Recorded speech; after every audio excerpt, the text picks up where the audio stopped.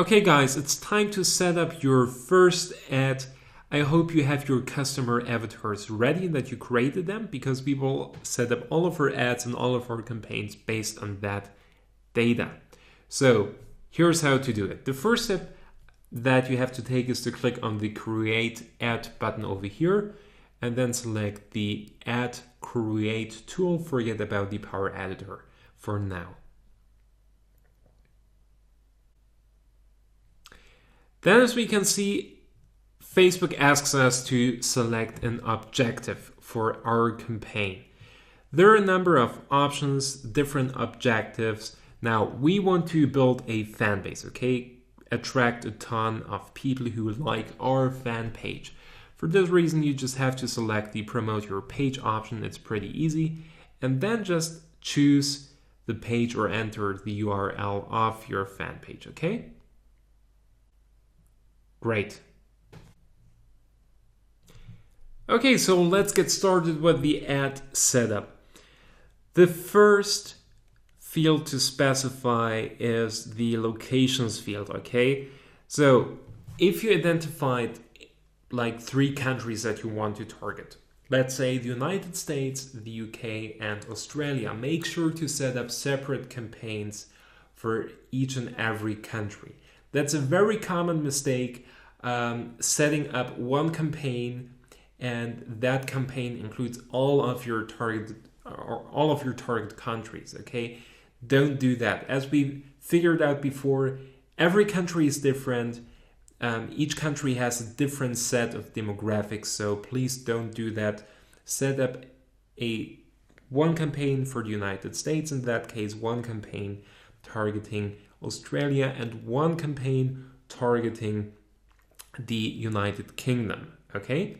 In this case, let's take a look at our customer avatar. Boom, we want to target the United States, so let's just do that here, okay? United States. Perfect. Let's move on. Age. Now, what would most companies do? They would think like, oh, who's my age group? You don't have to do any of that. We have data. We know the people we want to go for are between 25 and 44. So let's just enter that here, okay? Don't have to sit down with a pen and paper. That's why the research is so important, and that's why I love Facebook Audience Insights so much. Something that's worth considering, if your age group is significantly bigger, let's say between 25 and 65, then hey, what you should do is maybe split as that. If your age group is pretty big, then have one campaign that is targeting Facebook users that are between like 25 and 44, and a second campaign targeting users that are between 45 and 65, okay?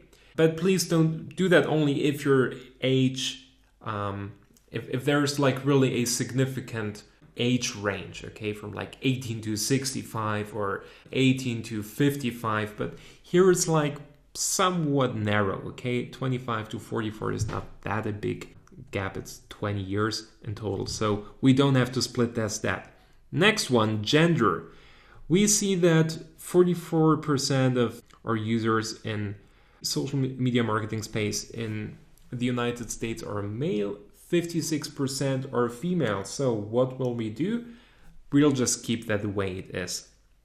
If there would be a bigger gap, that's again something I would split test and set up separate campaigns. But that's something we don't have to do here, because the gender distribution is pretty equal. And hey, if your product is so specific that you want to target men or women only, like a very specific dating service, and obviously you would have to select either of these options over here. The next option that's very interesting is the languages option. So when should you use that? Generally speaking, you shouldn't use it at all, okay, for regular product or fan page promotions. But let's say I set up a German social media marketing blog, and I want to target people living in the United States and being interested in social media marketing. Well, this targeting wouldn't work. Why? Because they would like a German-speaking fan page. which would be of no use for them and of no use for me. What I would have to do in this case is enter a specific language, which would be German. So I would just reach out to the people living in the United States and actually speaking German and being interested in social media marketing. Okay, so this language option might be pretty important depending on the product or service or fan page or website that you want to promote eventually. So definitely consider this option. Then, pretty interesting, more demographics. Let's take a look at it.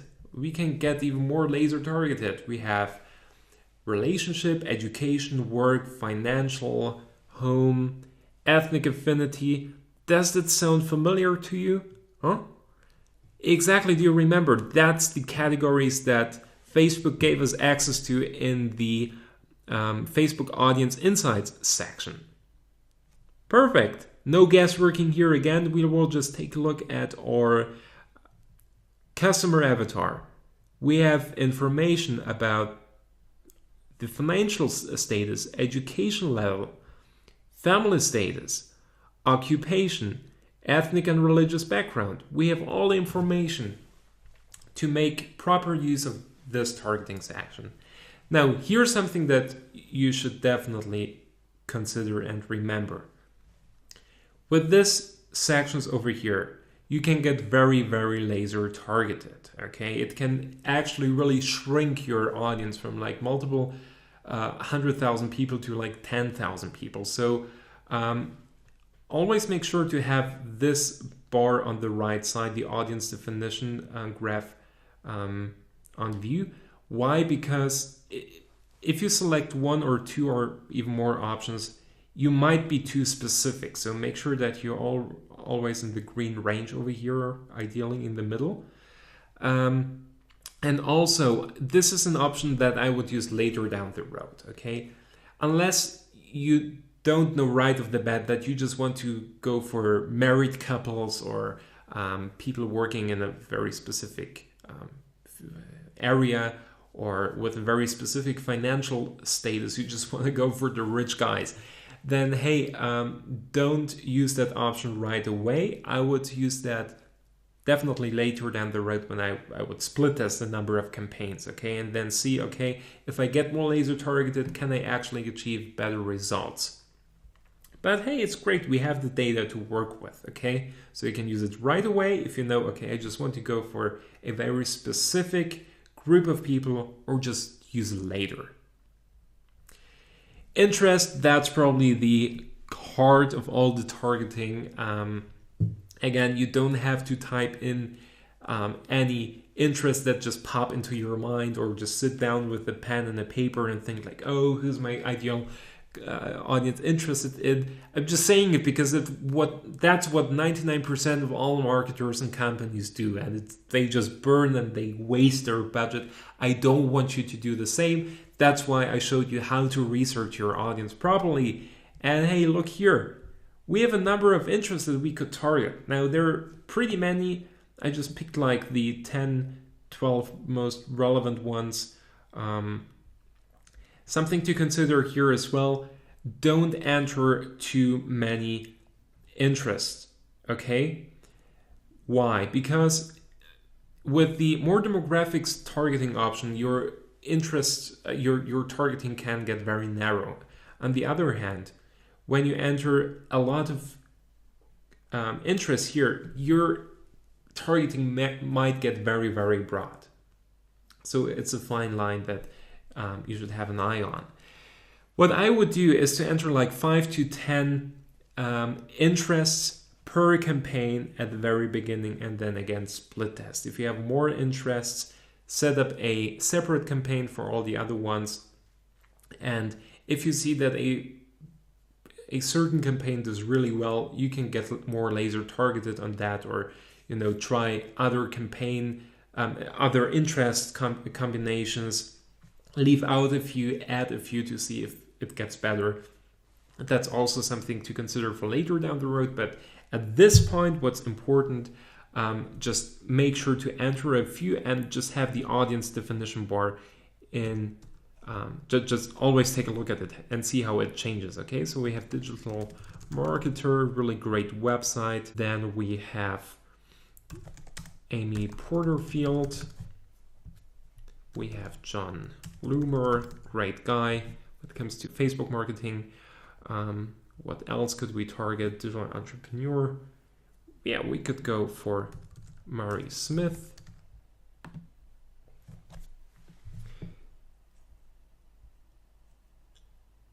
And we could also go for HubSpot.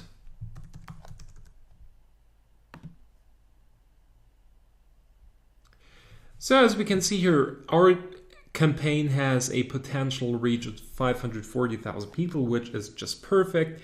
Everything between like 400, 300,000 people and a million is just really great. And for all the other interests, I would just set up a separate campaign to keep my marketing, my targeting pretty laser focused. Then we have the behavior section, okay? If you're looking for some very specific digital activities or people traveling a lot, that's also an option that you could use, but it's also not important for now. More categories if you're living in the United States. You have access to so-called partner categories where you can get, again, a lot more laser focused. It's not that important for a like campaign. It depends a little bit of what you want to do later down the road with your fans, what type of stuff you want to sell to them, or if you just want to lead them to a website. If you're living in the United States and you have an US account, it's pretty self-explanatory, and just make use of it if you see any relevant data in your customer avatar that might fit some targeting options. Okay.